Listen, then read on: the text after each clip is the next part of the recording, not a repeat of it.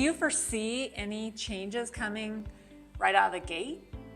I really don't think so. I mean, I'd love to say from a selfish standpoint, yeah, I would love to see a lot of changes coming up.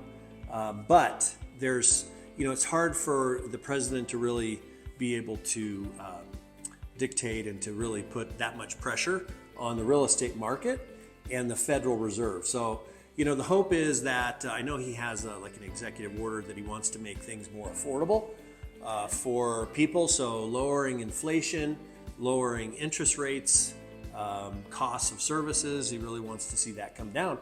And I think we all want to see that for sure. But, with interest rates, there's so many different things that deal with interest rates on lowering. And so I don't suspect that we're going to see a change overnight by any means. And I think he'll work towards that goal of lowering inflation and interest rates. But I would expect, and I'm no economist and I'm not a lender, but I would expect we'll see some interest rates slowly drop throughout this next year, but not by much. I don't expect that much is going to happen. I think maybe we'll see, maybe a half a point go down, and I'm just throwing out numbers because of what we've seen this last year.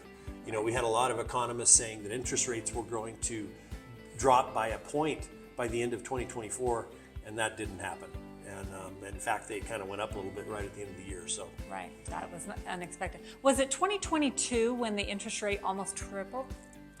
Yeah, it was or in 22. At least doubled, or something like that. And that took everyone by shock. It was, everyone was used to seeing a 3% interest rate, and it was still keeping some movement going on. People have, it really affected the move-up buyers, I would say, in Cheyenne that wanted to, they maybe bought a home during COVID, and that was out of pressure because sometimes they had to settle for the home that they were in, and they weren't, loving it so much. So they really were moving up. And then once those rates hit, I call it the lockdown effect, which is where, it's really hard. It locks you down. It's really hard to leave a 3% interest rate when now today's rate's more like, 6%, 6.5%, 6, a little bit, almost 7%. Right. So it's a lockdown effect for a lot of folks here in Cheyenne.